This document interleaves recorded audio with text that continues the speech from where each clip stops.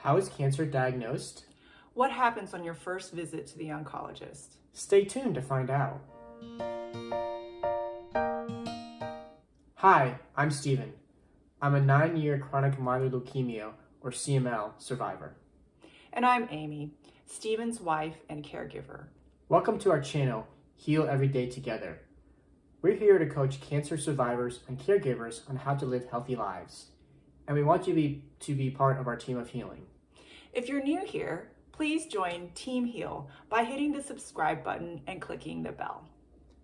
In this video, we're going to talk about what happened when I was diagnosed with cancer and the lessons we learned from that experience. Typically speaking, when people have concerning signs and symptoms, they must get further testing done. You might have to get lab tests, imaging tests, and/or a biopsy to confirm if it's cancer. It might not be cancer, but you'll have to go through these screening tests to find out. Depending on the type of cancer, you might need additional tests to stage the cancer. Your treatment and prognosis often depends on what stage the cancer is at. Our first day at the cancer hospital was a Monday in April 2011. We first saw a nurse who took my vitals and asked me about my symptoms. Then we met with an administrator who had us sign a bunch of legal documents. After that, I went into the lab and had 13 vials of blood drawn. Next, we saw Steven's oncologist for the first time. The oncologist said, based on my lab report from last week, that I most likely had CML. He explained what CML is and the treatment options. Then Steven had to get a chest x-ray and an EKG. Next, we went and saw the oncologist for a second time, where he reviewed blood work from the 13 vials of blood taken earlier in the day and asked me more about my symptoms. After that, Steven had a bone marrow biopsy and aspiration. Then we went to the hospital pharmacy to pick up the initial drugs I was on, hydroxyurea and allopurinol. We were at the hospital from 9 a.m. until late in the afternoon. So in a span of 8 days, we were at the hospital 3 times, Monday, Thursday, and Monday again. Now, leukemia is not a cancer that's staged since it's a blood cancer and there is no tumor. So Steven didn't have any tests related to staging. These are the lessons we learned from Steven's cancer diagnosis. Have all your paperwork with you.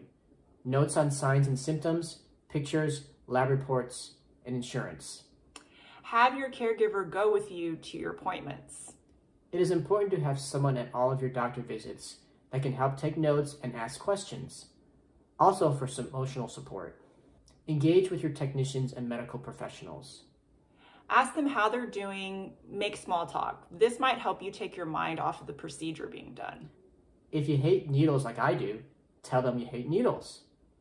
I told everyone I was nervous that first day at the hospital, and everyone was supportive and gentler as they were poking me with needles. Try to be aware of your headspace. Being in the hospital and doing all the tests and scans for the first time is intense and emotional. You might feel numb or extremely vulnerable or lonely. It might be a very draining and overwhelming day. Just knowing that might help you mentally prepare for it. Take a deep breath and just try to get through the day as best you can.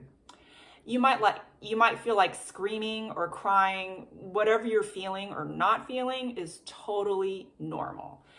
Potentially being diagnosed with cancer is like the opposite of fun. As always, practice self-care.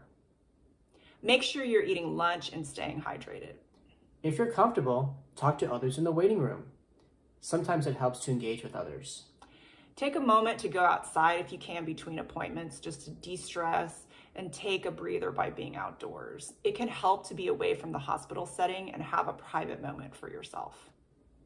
Be prepared for a very long day. Like us, you might be at the hospital or treatment center all day, going to various appointments, the pharmacy, seeing doctors, nurses, administrators, getting various tests and scans, and signing paperwork. Bring snacks, your electronics, headphones, books to read, your knitting, anything you like to do to help pass the time. You'll potentially be in and out of a lot of waiting rooms. Wear comfortable shoes and clothes. I felt like we might have walked 3 to 4 miles inside the hospital complex. And it can also be very cold in the hospital, so consider wearing layers. You will be bombarded with information on your first visit.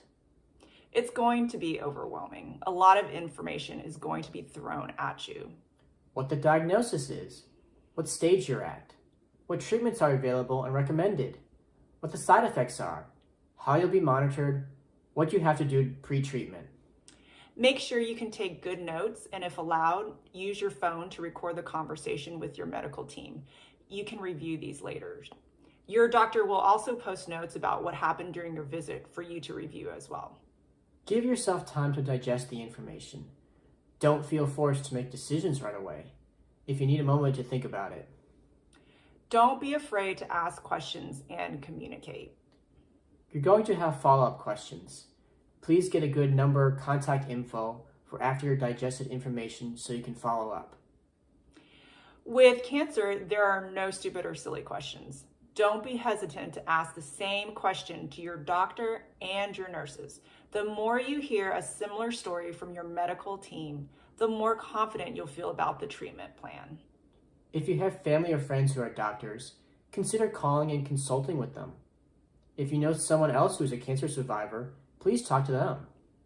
Learn as much as you can about your cancer and the treatment plan. Search the internet, publications, message boards. Understand your treatment options. What is your doctor suggesting? What are the side effects of this medical treatment? Stephen jumped in headfirst into researching his CML. It really helped him come to grips with the reality of his diagnosis. And I would recommend caregivers do that as well. Now, it's very hard as a caregiver to watch your loved one go through all of these tests. You don't have to be the strong one all the time. Just your physical presence and appointments will feel supportive to the survivor. Caregivers, you have feelings too, and I think it's okay to share some of them with your loved one. If your loved one says they're scared, you can say, I'm scared too. Be scared together, and give as many hugs as possible. Thank you for listening to our story. If you have any questions, please drop them down below and we'll answer back. Please let us know what lessons you learned from your diagnosis down in the comments section, and we will comment back. Share your story with us. We're here to support each other and learn from each other. Hit the subscribe button and the bell to join Team Heal. We all need teammates to support us in living a healthier lifestyle. We are Stephen and Amy from the Heal Every Day Together channel. Check out the link below to find our website to find out more about our program for cancer survivors and caregivers.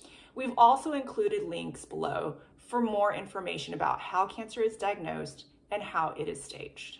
Thank you for joining us today. Together we heal.